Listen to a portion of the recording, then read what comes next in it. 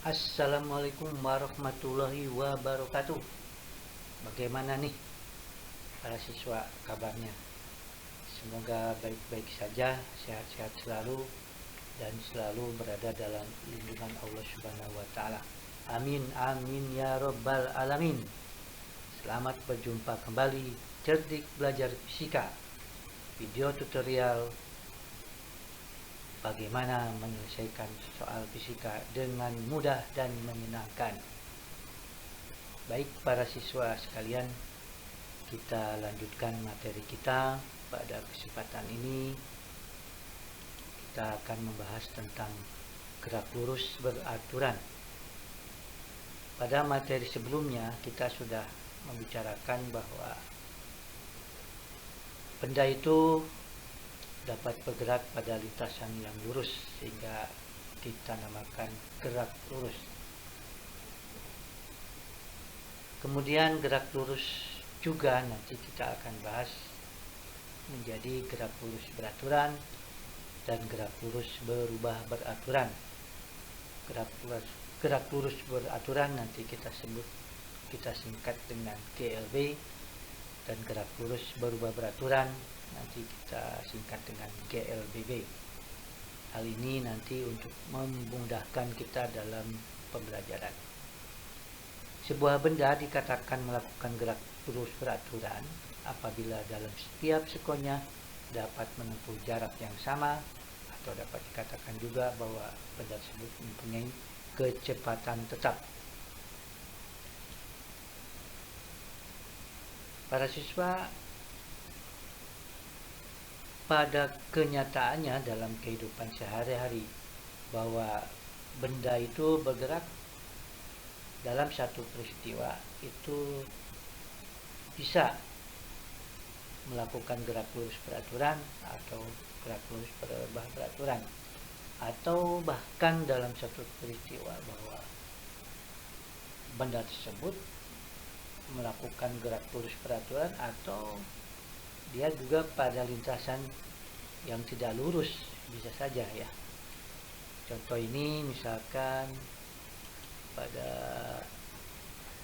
video ini kita perhatikan mobil ini berada di jalan tol, tentunya kan tidak selalu lurus ya, pasti ada jalan yang berkelok ya, seperti itu.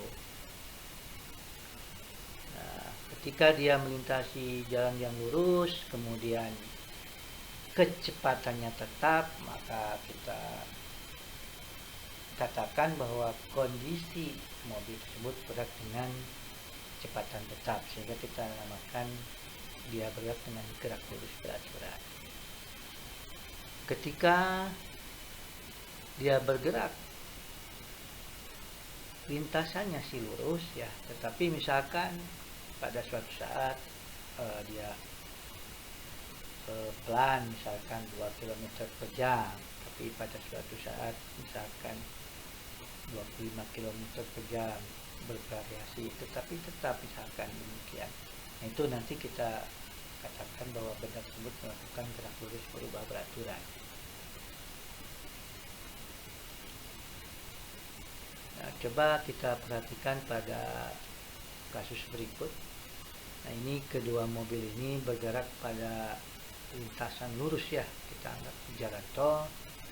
Nah, kemudian kedua mobil tersebut itu bergerak dengan kecepatan tetap.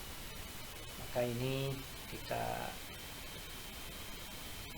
sebutkan peristiwa ini mobil tersebut melakukan gerak lurus beraturan.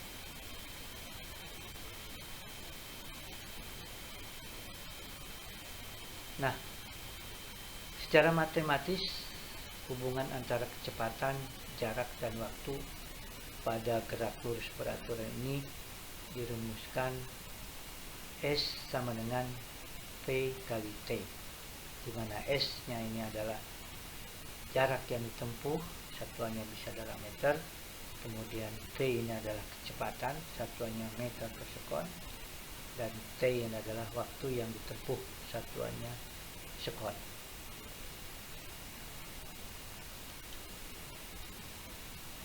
Kita konkretnya kita lihat dalam contoh 101 ya. Sebuah benda mempunyai kecepatan tetap 2 meter per sekon. Maka artinya dalam setiap sekonnya dia dapat menempuh jarak 2 meter. Maka apabila ditanyakan setelah sekian sekon berapa jarak yang ditempuhnya, kita dapat menyelesaikannya dengan mudah.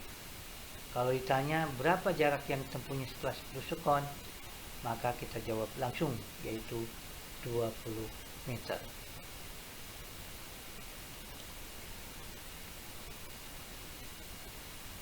Kita lihat lagi misalkan pada contoh 102. Sebuah mobil bergerak dengan kecepatan 40 km per jam untuk waktu selama 3 menit. Berapa jarak yang ditempuh mobil tersebut? Nah, kita selesaikan ya biasa dalam penyelesaian untuk memudahkan. Diketahui waktu yang ditempuh 3 menit. Kita ubah dulu misalkan menjadi jam, sehingga kita buatkan 3/60 jam. Maka jarak yang ditempuh mobil tersebut S sama dengan P kali T. P nya tadi kita 40 km per jam dan T nya adalah 3. Kita jadikan jadi jam, jadi 3/60 jam. Maka mobil tersebut bergerak sejauh 3 km.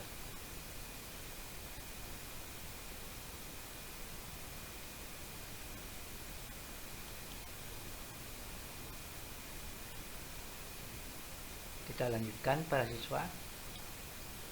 Sekarang kita akan membicarakan definisi GLBB ya. Sebuah benda dikatakan melakukan gerak lurus berubah beraturan apabila dia bergerak lurus dengan perubahan kecepatannya tetap setiap selang waktu yang sama. Atau dapat kita katakan bahwa benda tersebut mempunyai percepatan tetap. Jadi pada GLBB itu benda bergerak dengan kecepatan tetap. Pada GLBB benda bergerak dengan perubahan kecepatan, perubahannya itu tetap. Atau kita katakan bahwa benda tersebut bergerak dengan percepatan tetap. Nah, selanjutnya GLBB, apabila benda bergerak kecepatannya bertambah atau kita sebut dengan dipercepat, maka kita sebut bahwa benda tersebut melakukan gerak percepatan.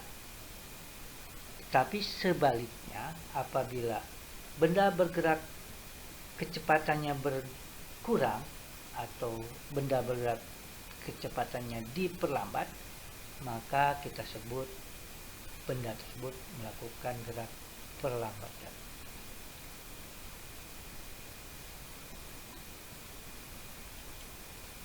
Tadi kita lihat bahwa apabila mobil tersebut semakin lama semakin cepat, maka kita sebut dia melakukan gerak dipercepat atau percepatan. Demikian juga dengan pada kasus ini, ketika dia bertambah cepat, maka dia melakukan percepatan.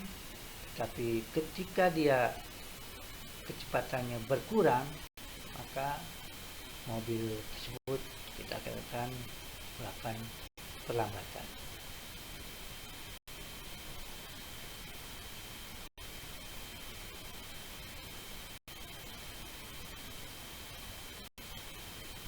Baiklah, kita lanjutkan. Secara matematis, percepatan dapat dirumuskan.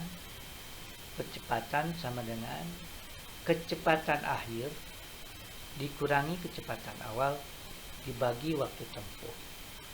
Nah, di dalam fisika kita tulis dalam lambang percepatannya A, berarti A sama dengan PT dikurangi P0 dibagi T, di mana A-nya adalah percepatan, satuannya meter per sekon kuadrat, PT kecepatan akhir, satuannya meter per sekon, P0 kecepatan awal, satuannya meter per sekon, dan T adalah waktu tempuh, satuannya sekon. Nah, kemudian untuk perlambatan nilainya negatif.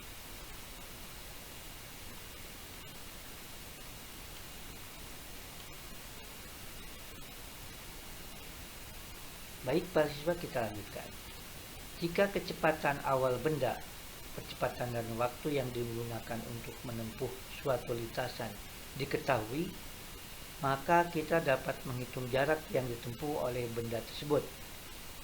Nah, untuk mempermudah, kita aplikasikan hubungan dari ketiga tersebut dalam diagram kartesian atau dalam grafik sebagai berikutnya. Jadi untuk sumbu X-nya ini adalah waktu atau T, dan ini untuk sumbu Y-nya P atau kecepatan. Nah, apabila benda bergerak dengan kecepatan awal P0 sekian, kita gambarkan di sini.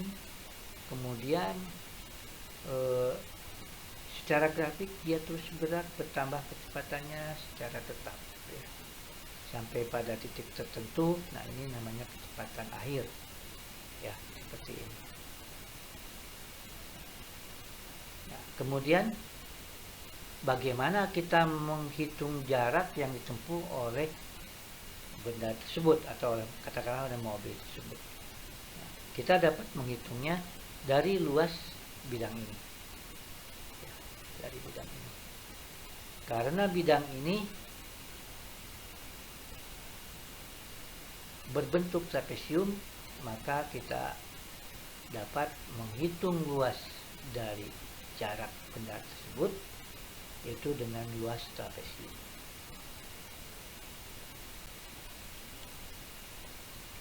Nah, secara matematis, luas trapesium, para siswa akan masih ingat di dalam matematik, yaitu jumlah sisi-sisi yang berhadapan dikalikan tinggi dibagi 2.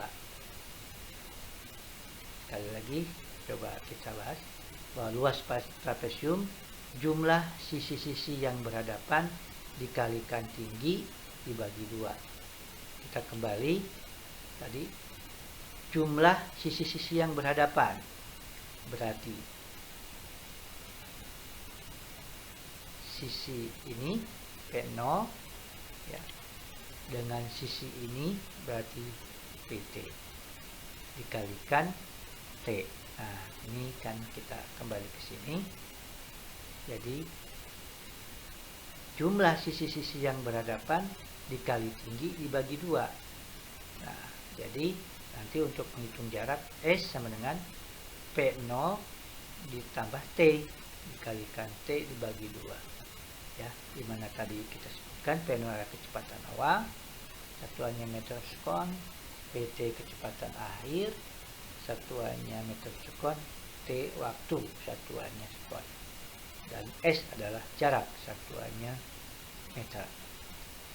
Nah, persamaan tersebut dapat kita gunakan untuk menyelesaikan berbagai soal